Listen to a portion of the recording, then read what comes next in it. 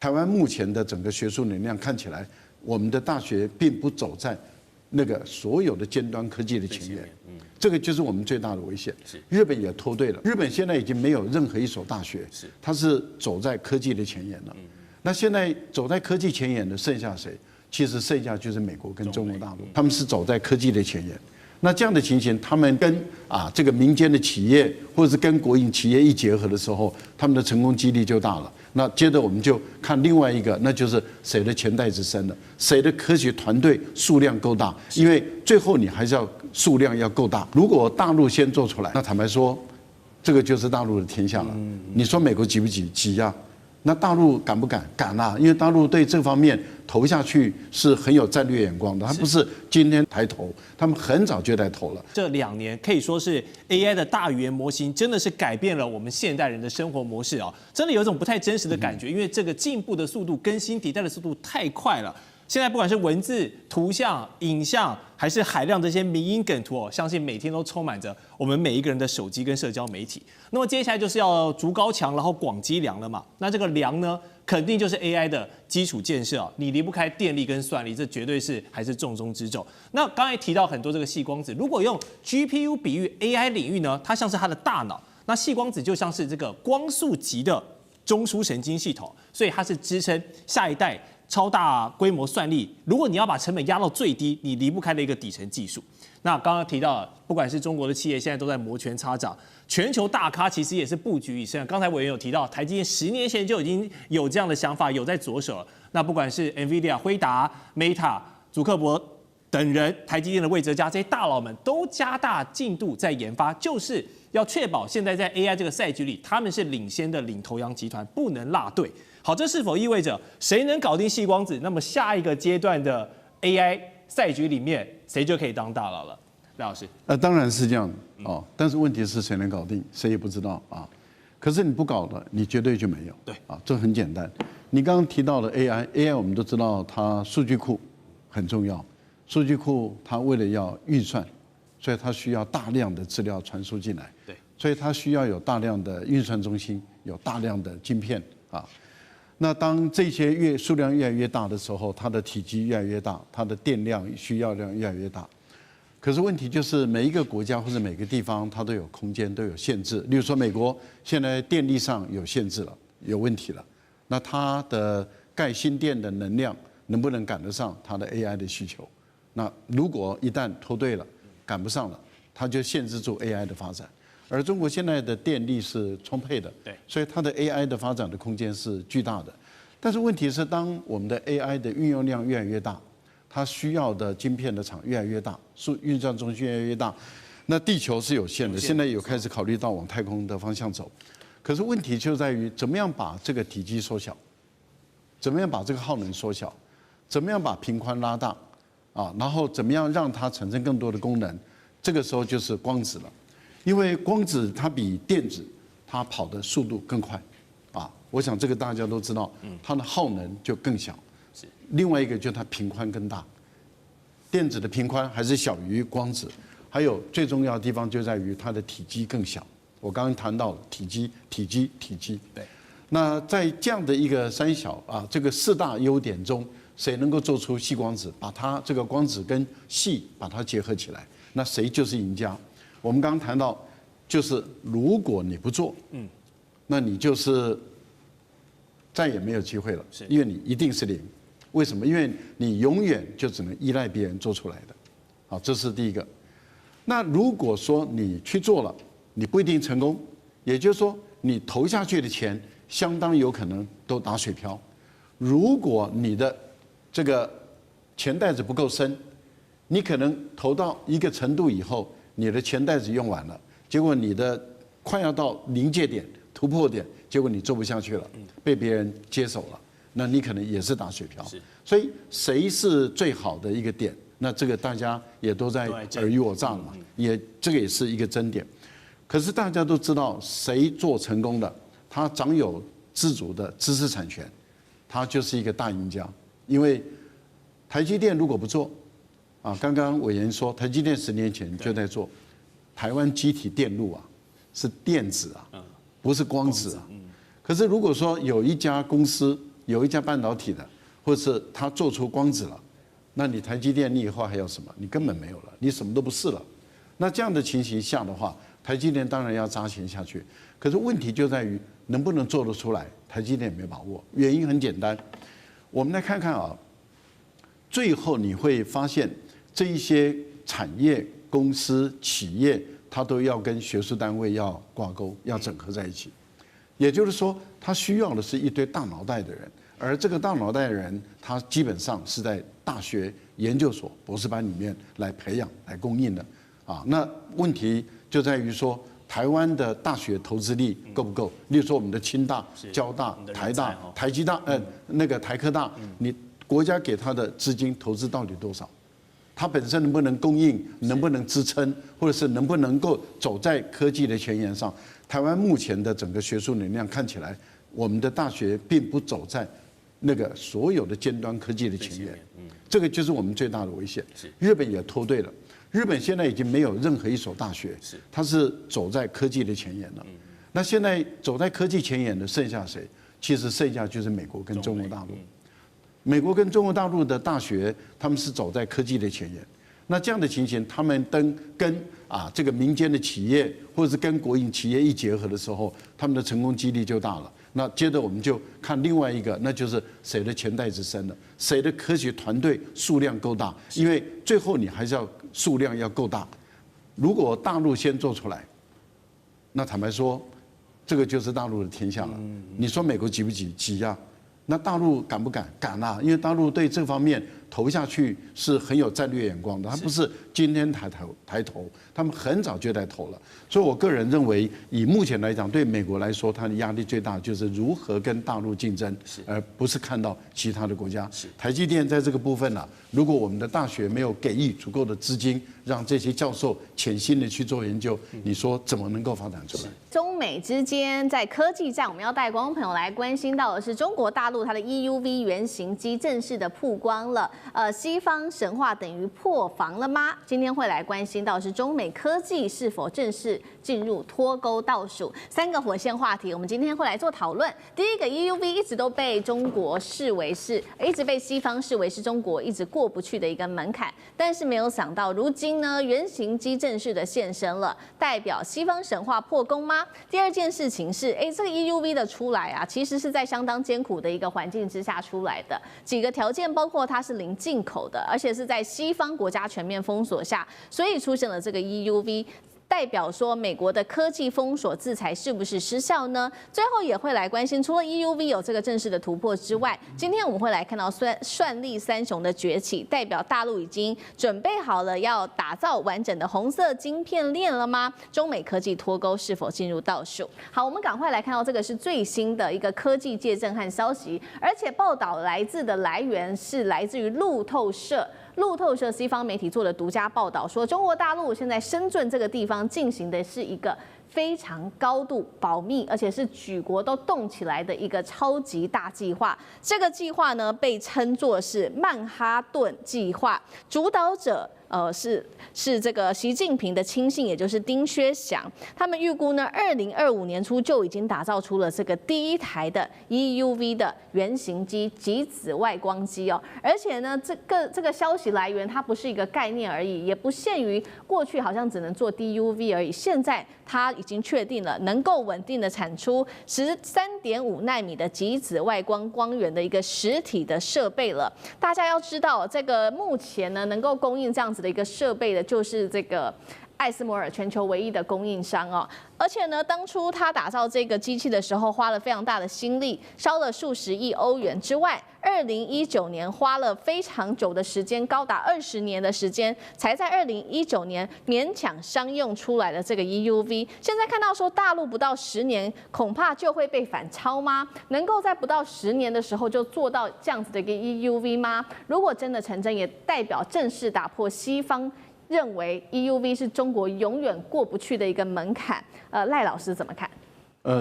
当然这个是一种不具名的一个报告了哈。所谓的报告是说他们采访参与这个极机密的核心人物的工程师，然后他用的是另外一个身份证件他的诉说。我个人的推断啊，是他要接触到这些工程师不容易。既然是换了身份证，而且身份级保密，而且整个设备都是在严密的警卫的管控下，那这个记者怎么能够接触到这一位工程师？而这位工程师怎么愿意跟他说这个情况？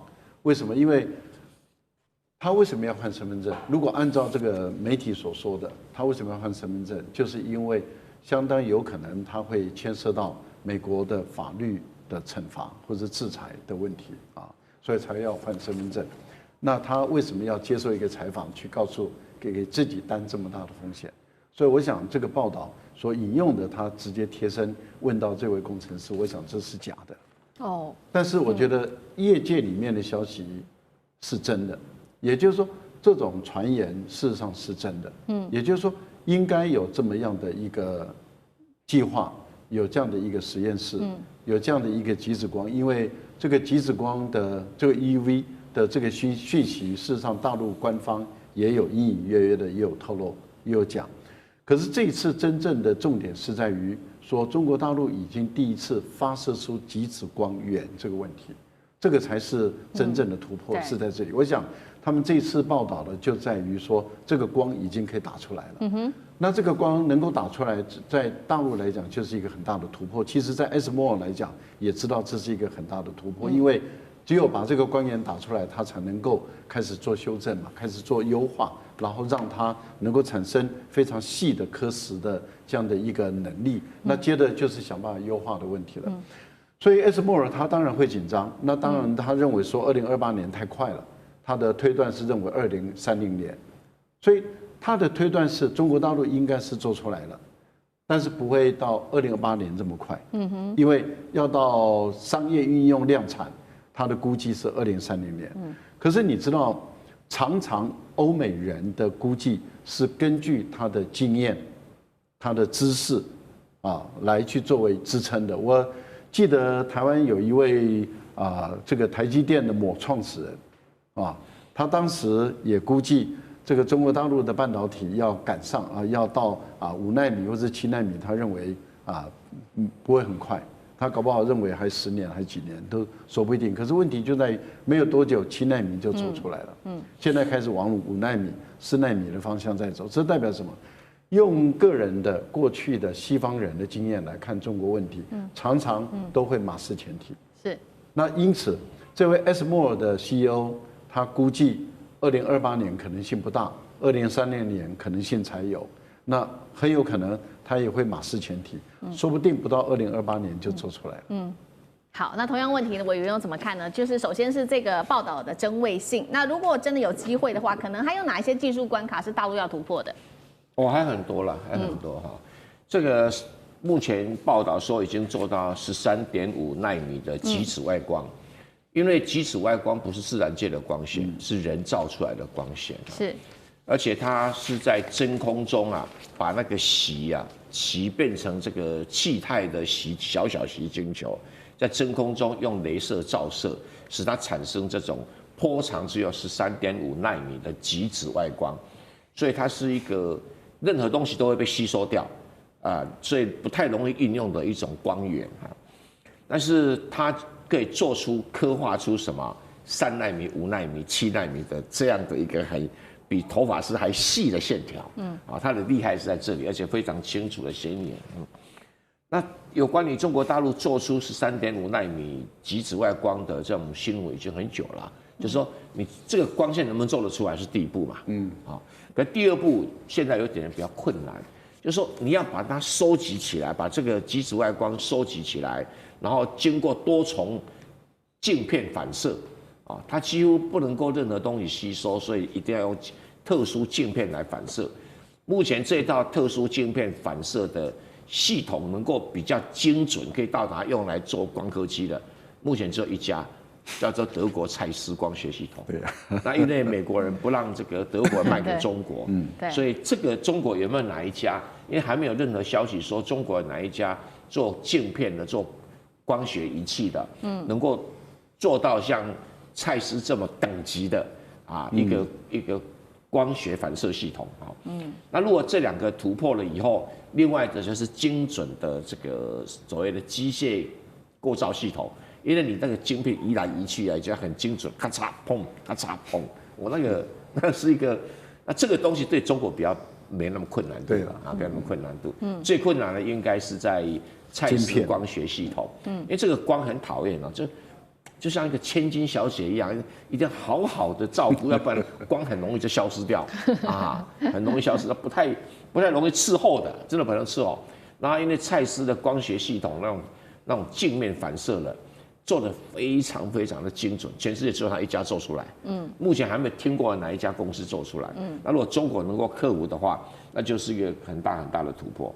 好，这个是有关于中国大陆在半导体这个上面，在硬体上面的一个关键的技术的一个设备。那另外一方面，美国焦虑的事情，还有大陆现在也力拼它的算力，而且最近传出了许多的好消息同步成型。3个，第一个，我们看到它的木犀表现推出了首款全国这个产通用的 GPU 叫做西云 C600 IPO 哦，首日飙涨了700%。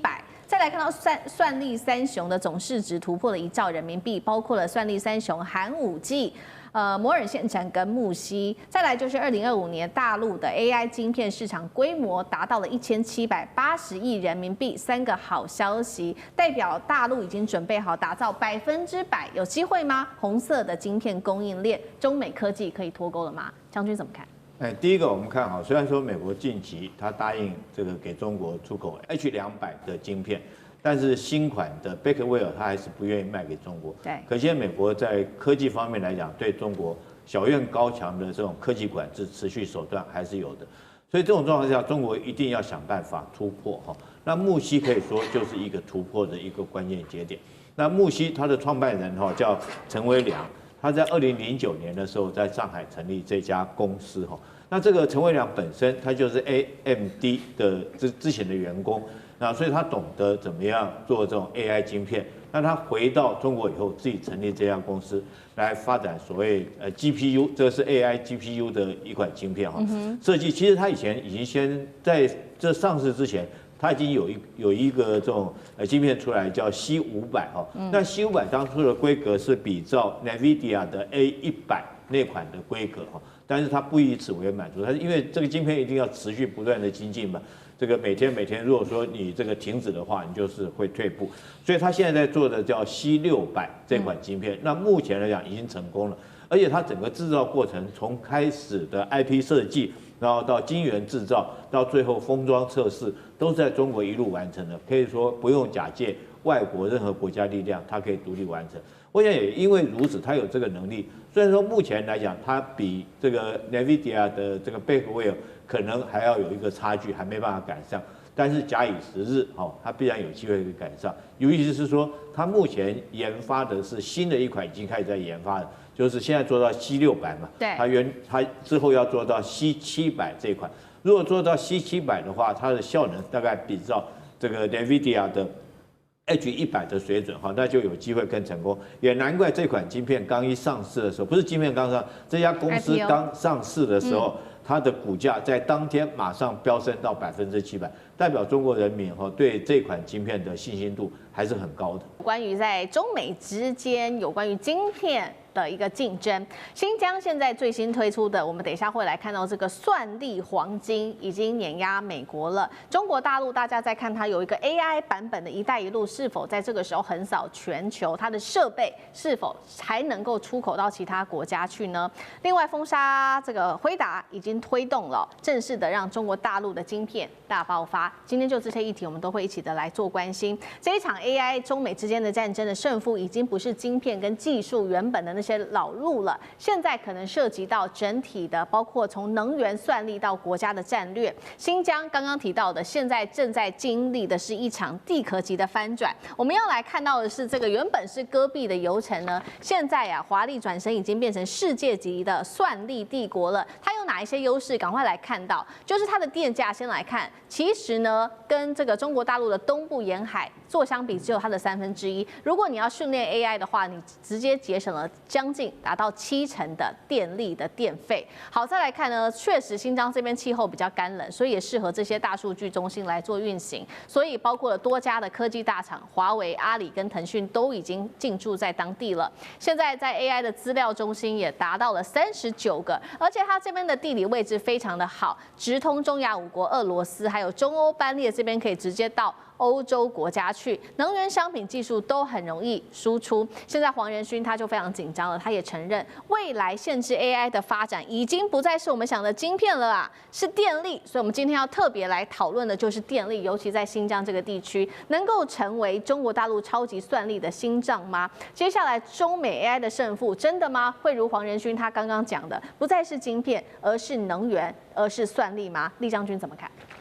我觉得中国这个 AI 哈，一定是电力是非常重要的哈。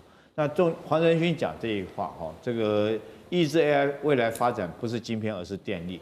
为什么呢？因为 AI 确实用的电是很凶，但是很关键一件事情 ，AI 要用的电哈，因应未来世界的需求，全世界的共同的认识，要用的电是绿能的电，而不能是用这个有对这个地球有污染的所谓燃煤或者是这个烧天然气的这种电，是要用绿电为主。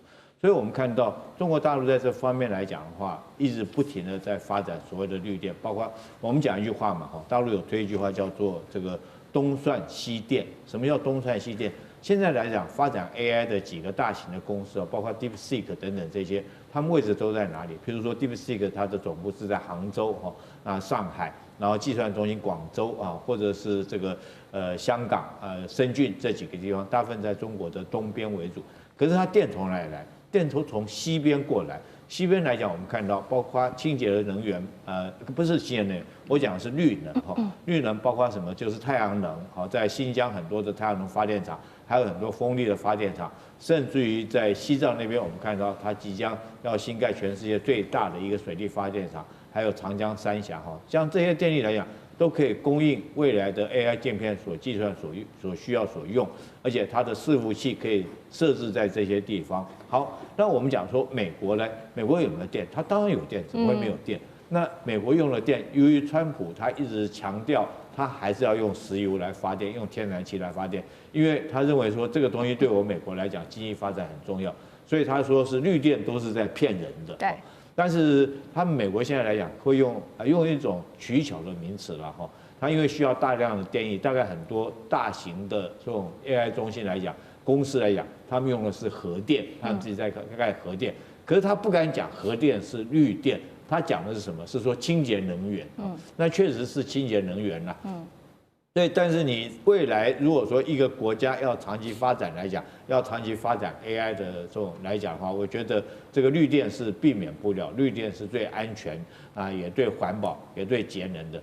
所以我认为说是黄仁勋讲的没错哈，这个东算西电是中国现在正在规划做一个全班大局的规划。好，东算西电，这个是未来中国大陆在发展 AI 很重要的一个制胜关键。不是只是黄仁勋说，我们来看到几位大咖也是这样说。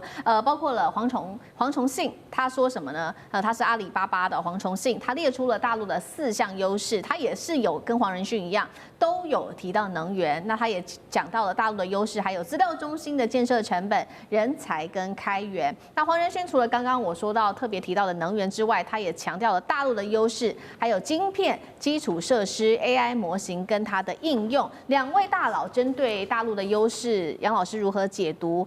可不可以说大陆已经掌握了这场 AI 的主导权？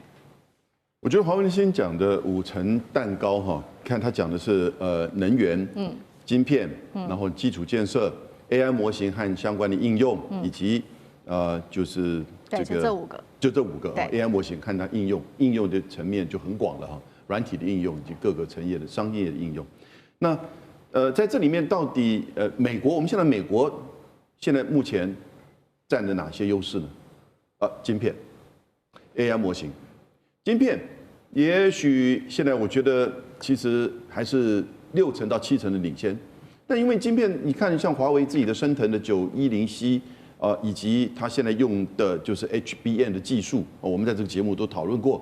那蔡委员都提过很深刻的这个分析。那其实也不能说很快的要后来居上，但是供应相关的这些使用啊，其实有足够的空间了。那在 AI 模型这个层面呢，我们就看到美国在发展很多这种大模型，可是呢，它都是比较是就不是开源的。那中国大陆现在从 DeepSeek 到千问到各个层面，它采取都是开源式。那你开源式的跟这种闭锁型的就有很大的一个差别，也就是说，开源型的它可以在量身打造未来，就是说经过第2层、第3层有一些特殊的产业，它可能可以适合它自己的，不需要花那么多的这个成本。越到后面反而成本越降。那因此，中国大陆呢，正如蔡崇信阿里巴巴曾经做过董事长的，他就说过，中国在 AI 有4个优势：能源、资料中心。建设成本、人才资源跟开源策略。能源这个刚才列将军就讲得很清楚了，中美之间在能源的这个比较中国一定会越来越占优势，而且是干净能源。资料中心的建设成本，那这个大概已经跟基本的基础建设也是中国大陆在这边整个制造业基础建设。然后呢，人才资源，那当然，黄仁勋自己讲了，50%的 AI 人员。研究人员都是华裔，那当然人才资源，而且在中国大陆，它所需要的这些成本更为低，开源策略，所以现在因此有个新的概念叫做 AI 成本。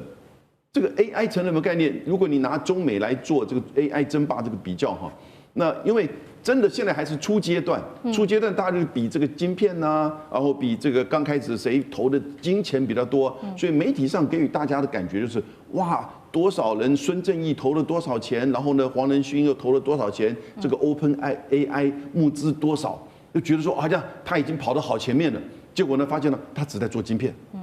那可是呢，整个这个5层蛋糕，发现到他那个蛋糕根还没有做起来，而中国大陆已经一层一层的开始在这个建构了。所以我觉得 AI 成本呢，对于将来整个 AI 的争霸会有关键性的影响。好，确实，我们现在看到中美的科技大咖都已经看到这个中国大陆它在 AI 上面的优势，但是就是美国政府似乎到现在还没有看到，它最新推出它决定要封杀辉达的一个法案。他说了，未来30个月，一切先进的 AI 晶片全面禁止出口到大陆。当然了，这个黄仁勋就很急了，他跑到华府去立刻见川普，告诉他说，因为他知道说，就算是 H200，大陆都不见得会购买，因为 AI 在中国大陆它的晶片正在快速的产能暴增当中，其中寒武纪科技目标2026产量3倍以上，那么中国大陆的晶片性能也是 H20的4倍以上了。张将军又怎么看？中国大陆不管在晶片产能或者是效能全面提升之下，还需要辉达吗？我认为非常短期，它还需要，因为需要的话，它能够让它的整个的 AI 化更快。那长期的话，这不需要，长期不要，因为我们知道中国大陆是以3步走，你要注意到中国大陆的策略是很明确的。第一个，我们看你看大疆无人机，它在全球的市占率达到70%，所有全球任何一个做 UAV 的无人机的，通通打不过中国大陆，没有办法。这个大疆无人机在中国大陆市占率是达到90%，全世界市占率是70%。那在美国市占率多少？在美国市占率如果是消费型的，它占90%，也占90%。你看那多可怕！美国 UAV 你做一架亏一架，那买中国大陆快便宜啊。第二个，你看新能源车，中国大陆新能源车的自己的市占率占76%，占全世界的新能源车电动车它占了64%，2%，三分之二是中国大陆做的。中美之间的 AI 晶片战争现在正式进入到下一个段位。今天我们来关心到的是华为的升腾950挑战5奈米等级。赶快来看到，这是华为新一代的升腾950家族，确定呢会在明年2026年初就正式的推出，会有2种主要的型号，950PR 跟950DT，而且这一次还会首度的搭配华为自行研发的 HBM 高频宽记忆体，会是大陆第一次尝试在 AI 的晶片最最核心刚刚提到的就是有算力，再加上记忆体的双核心上，等于是摆脱了来自于西方的供应链。制程呢有什么特别的地方？现在根据了解，会采用的就是中芯国际具有5奈米等级 N+3节点来进行制程哦。那所以节目一开始我们特别请教尚志哥怎么看的升腾950，如果采用中芯的刚刚特别提到这个 N+3的这个节点技术，算力表现是真的能够如他们预期的接近5奈米，甚至甚至是更高吗？那刚刚也提到了，还会首度的加入自行开发的 HBM 记忆体，在晶片上等于是有什么样新的一个技术吗？尚志哥怎么看？哇，华为不负众望，在2025年的年底之前，终于推出他们这个升腾950系列的晶片。大家一定要了解哈，在中国大陆的晶片，所以华为现在一个是所谓半导体晶片，像手机里头那个叫半导体晶片，另外一个是 AI 晶片。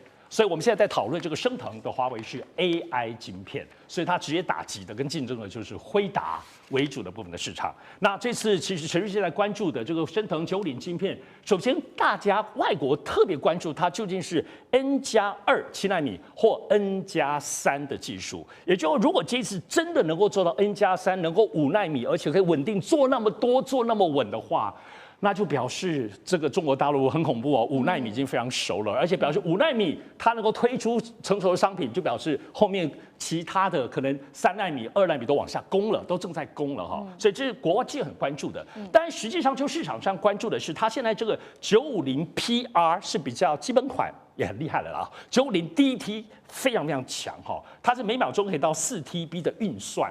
晶片本身，当然我们现在拿跟辉达比吧。严格来说，跟辉达的 H200，还不要说他们 H800 最新的 H200，其实大概只有他们的运算功率的1半多一点点。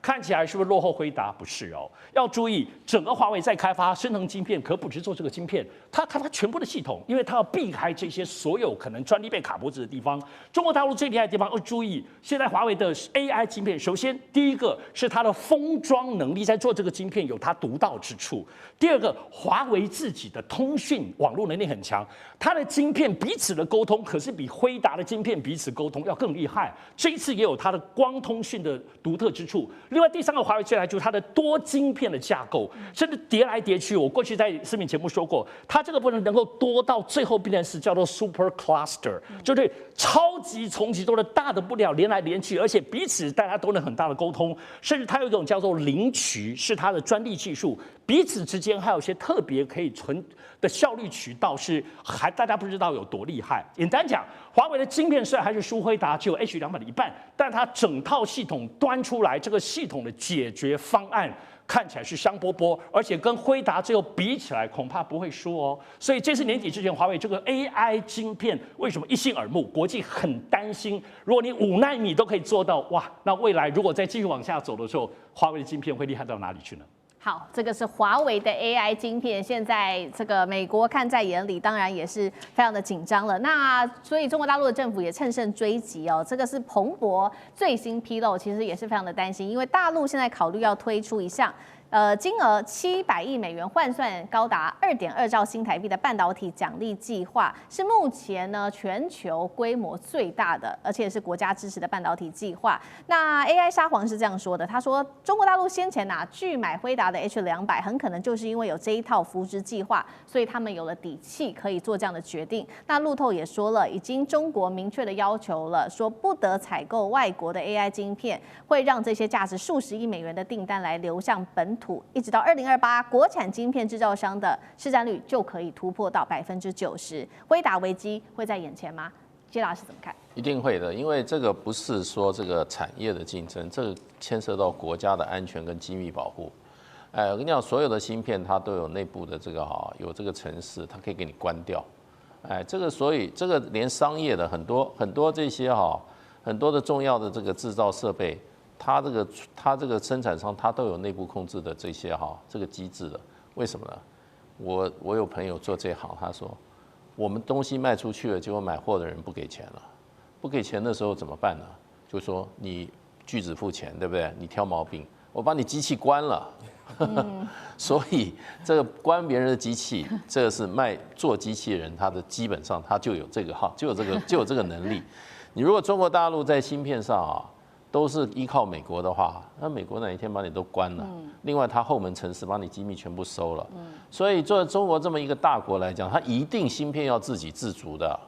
它能不用你外国的，它绝对不用外国的。这就跟这个 GPS 一样，中国一定要搞北斗系统的，不可能用你的这个导航设备的。所以，只要中国大陆能够生产出相关的设备的话，它一定不用美国的。所以啊 ，NVIDIA 在中国大陆市场不会看好的，一定是慢慢被取代的。所以中国大陆在这方国家的补贴是越来越多，补助经费。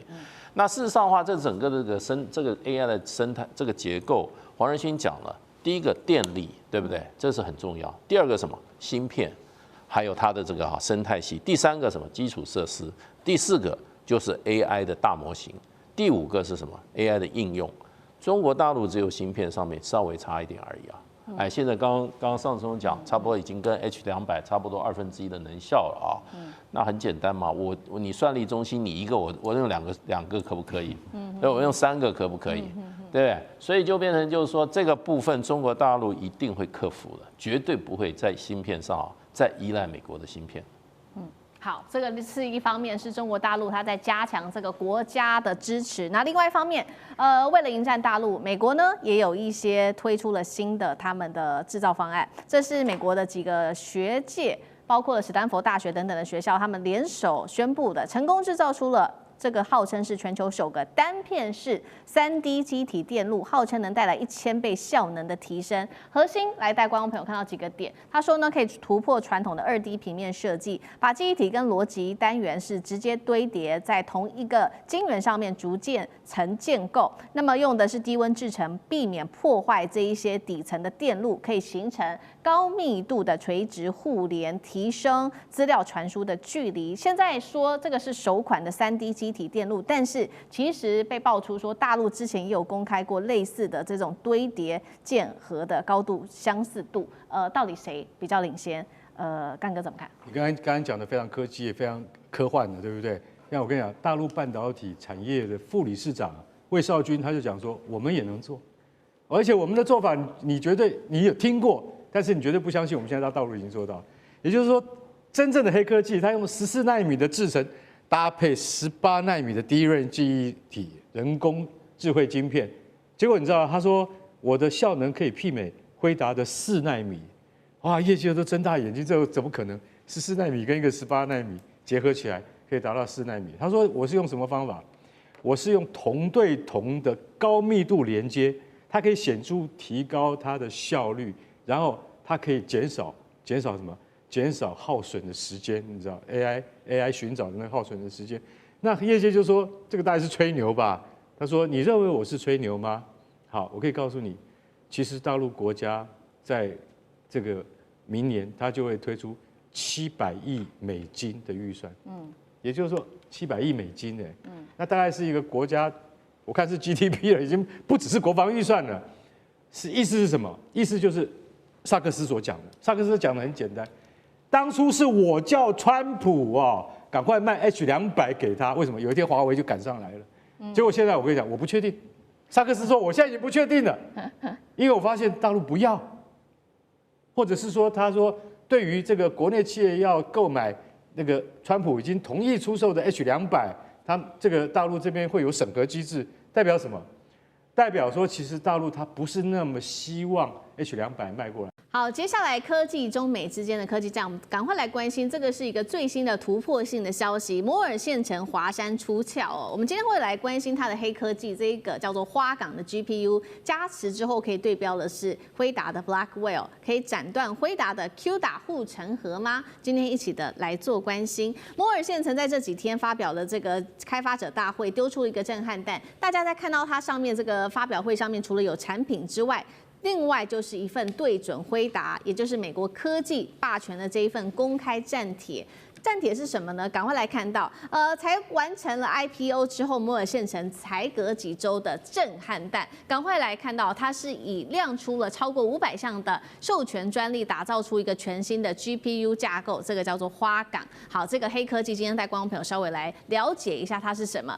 有什么样技术上的提升呢？包括在运算的密度上面大幅提升了50%，能源效率则是最高可以达到10倍。重点是它也可以一次撑起超过10万张显示卡的 AI 算力重集，是为了这个 AI 训练啊，还有它这种推论的一个国家级的一个设计。摩尔县城还一次推出了3款重量级的新产品，总共是3张牌。第一张牌就是华山，这个呢是说是对标了 Blackwell 之外，它这边主打的就是 AI 的讯推一体超智融合记忆体。存取容量更是超过了 Blackwell。第二个，它的第2张牌就是庐山，它的游戏卡的性能大幅提升了15倍。最后第3张牌是它推出的长江，整合了 CPU 加上 GPU。那刚刚讲的都是在这个硬体的部分，软体的部分也要带观众朋友来看到这个 Musa 它同步的升级，它被视为是未来是可以取代辉达 QDA 的一个重要方案。如果它全面自主化的话，等于 AI 领域是可以取代辉达的。那么，所以节目一开始要请教委员怎么看摩尔县城刚刚讲的亮出的2个新黑科技，一个是花岗。一个是华山厉害的地方，真的能够挑战 Blackwell 吗？还有辉达重返中国大陆之路，有可能就这样被封死吗？委员怎么看？中国大陆在发展这个 AI 的晶片啊，可以说是日新月异啊，发展非常的迅速。而前一段时间刚上市的木犀啊，它是拥有的是中国大陆第1款通用 GPU， 其他的都不是通用 GPU， 包括华为做的也是 ASIC 的 MPU， 通用的 MPU 这样子而已。然后对于这个辉达，因为它用这种通用的 GPU 啦，独霸全世界。现在摩尔县城站出来挑战它，是木犀以外的第2个。而它用所谓的花岗架构，其实就是 GPU 设计的架构，它取了很好听的浪漫的名字叫花岗，其实跟岗没有关，跟花也没有关啊，它是单纯的一个新的设计架构。这个架构有什么特色呢？它在克服一个很大的难题，就是中国大陆因为没有台积电帮它加工，所以即使中芯国际在做的时候，它硬件的技术老是有天花板，就是卡住啊，耗能特别高，然后速度特别慢，所以他想说，我硬件到不了那个水准，我就在软件上面的架构更改我的设计，那我就可以形成所谓10万卡大规模这个集群运算，10万卡我10万张摆在一起的效能，跟你一张跟你比输你，10万张比起来跟你差不多，未来50万张、100万张，那考不好就可以超过你哈，所以它是一种改变架构来这个弥补那个硬体不足的一个很重要的策略。所以他把它取名叫花岗。根据这个花岗设计的架构，它产生出来2款晶片，一个叫华山晶片，一个叫庐山晶片，现在是可能是阿里山晶片哦。这个华山晶片是纯粹做这个大语言模型的训练跟推理的。我们上次讲过训练跟推理有什么不同？那现在因为他知道它的训练跟推理的在图形渲染上还是有它晶片技术上的缺点，因为对辉达来讲，它是一款晶片打遍天下，你图形 OK， 推理训练都 OK， 所以它单独的弄出一种图形的渲染的计算的，叫做庐山，叫庐山。所以2张卡摆在计算，然后它从 Blackwell 得到这个概念。那我把 CPU， 因为每一个都要 CPU， 它只是 GPU 为主，要把 CPU 把它绑进去，所以就出现的 System on Chip， 我们叫 SoC。那 SoC 应该中芯国际做得出来了或者长江存储应该有可能做得出来啊。那以这一款来做的话，它现在正式推出来。那现在面对的挑战是什么？如何建立生态系统？什么叫生态系统呢？这个各种终端设备都能够跟我连线，那各种 APP 或各种其他程式会架构在我这个晶片上面。对啊，看有多简单讲，有多少人一起来用，我就有多大的市场。然后越用就越纯熟，越多人就越熟悉我的花岗架构啦，啊，或者我的 Musa 这个软体系统，Musa 就是它的操作系统，它跟 CUDA 一样都是操作系统。那如果我用的人多，我规模扩大了以后，我就会占有一席之地啊。那现在全世界当然是以辉达的 CUDA 做标准，那这个摩尔线程很有志向，武功练成啊，下山一拼，我觉得很好，应该大家都给他鼓励。但能不能完全取代这个辉达，我觉得还是有难题啊。第一个难题就是说，它在中国大陆里面哈，要先经过内卷，有那个华为啦，有木犀啦，有这个摩尔线程，未来搞不好还有必润啊、穗源啊。他们怎么都取得有点像《封神榜》的名字，很有意思，很有意思哈。然后这些东西如果形成一个很大的生态链的话，它能不能在中国大陆内卷脱颖而出？那脱颖而出能不能走到国际上去跟辉达竞争？那在中国大陆市场上面，当你还没有办法成为一个世界级的竞争的对手，比如说我现在是亚洲奥运，我现在去跑这个奥运，对不对哈？世界奥运，那如果到那个程度的话，他就取得了跟辉达全面竞争的一个门票。那如果打赢辉达，他就变成一个世界级的股票大王。好，确实哦。那所以 Musa 目前为止是要先在国内做一个竞争，接下来才可以看能不能跟辉达再做一个竞争，就是 CUDA。因为现在辉达其实最担心的确实就是 CUDA 被取代。那我们看到 Musa 它在升级的同时，它是可以透过程式码直接转回 Musa 的格式的。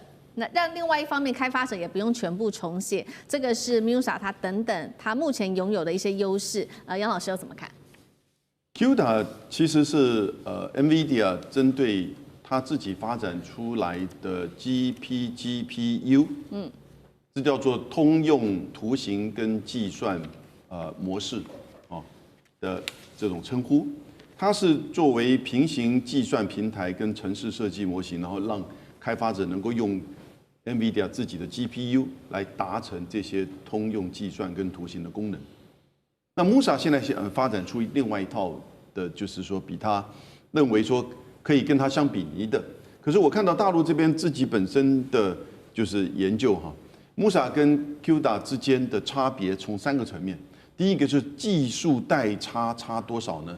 他们认为至少还差2-3代，也就是他们认为差一个摩尔线程，就用一个摩尔线程过去这10年的5年来的这个功力，还差这样子的一个阶段。然后你看到摩尔线程用的是14奈米，而就是 NVIDIA 已经用到了是4奈米，摩尔线程用的是12奈米。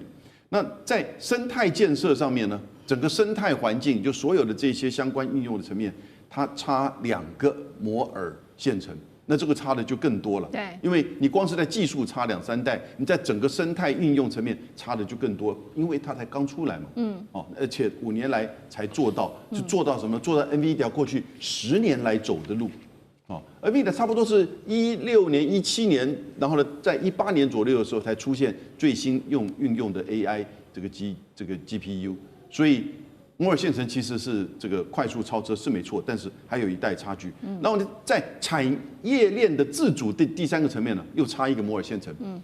也就是说差大概5年的时间，大概整个你就看到其实有一段差距了在技术、在生态、在这个产业链指的也会是在应用的这个层面。不过他们还是强调，以中国大陆自己本身内部的市场以及政策的提息。还有就是摩尔线程跟相关的这些中上下游，它过去的几年的快速超车的成效，我看到这2天在大陆召开就是两岸企业家峰会，那有一些台湾这边的这个企业家的观察是，未来3到5年，中国大陆会在 AI 晶片会有更快速的突破，所以讲的大概就是摩尔线程跟其他相关的，还有新凯莱，那指的是仪器的层面。是好，所以这一场中美科技战，我们刚刚看了除了比较中美之间的这个软硬体之外，另外一方面，其实中国大陆还有的优势就是现在在能源的发展上面，不管是它的发电量，或者是它的整体的成本，其实都是比美国还要更优势的。我们来看到中国大陆的发电产能是3300 gigawatts， 那美国是1260，整大陆是多了2倍。成本方面，大陆是1度电3美分，在内蒙古；美国的维吉尼亚是7到9美分。美国还有机会翻盘吗？在这一场中美 AI 大战上面，吕县长怎么看？无论是辉达的 QDA， 或者是摩尔县城的 Musa， 不管你要是哪一种，你要成功的运作，你都要依靠的是电力。如果没有电力的话，万万不能。为什么？我们从这张图，也就是美国那个从2010年到2026年的一个电力需求，我们就可以看得出来，其实原来的这一个都是线性发展，可是到了2023年之后开始跳跃，那也是爆发式的成长。为什么？因为这时候已经进入了 AI 的一个世代了哦。那也就因为如此，所以我们看到啊，在之前2022年，那这个时候还是拜登这个时期。拜登强调的是什么？他使用的是洁净能源，也就是再生能源来填补这个需求。可是我们现在看到的川普，他是这样吗？他完全不是，他认为这样太慢了，所以他完全不信任这些洁净能源，他要的就是核动力。那也就是我们现在看到的，大家认为美国要盖非常多的大型的核电厂，反而不是，他推出了非常多的小的这个核子反应炉的这一种设备，这种设备配合的是什么？配合的也就是它的资料运算中心，需要电力的时候，你就装一个核反应炉。那这个核反应炉是不是安全？那我们先放在一边。但是最重要的是什么？我们看中国大陆的发展，中国大陆的发展一直都是东数西算，也就是它在东部，也就是沿海这边，它形成数据，然后它交到把这些透过快速的光纤交到西部去运算。为什么？因为西部才是真正产出电力的部分。我们可以看到啊，有关于风力的部分是在内蒙所形成的。我们看到冬天不是东北季风南下，内蒙就是第一站。那另外有关于光电的部分，内蒙跟新疆都是。那有关于水力发电的部分，我们看到的也就是在西藏以及云南。所以我们现在大家看到的这些全部都是洁净能源哦。中国大陆也因为如此，所以它的电力来讲是便宜的多，比美国便宜的多，而且它还在尽量的开发，也就是它未来的有关于无论是数据的收集以及运算部分，绝对比美国更具有竞争力。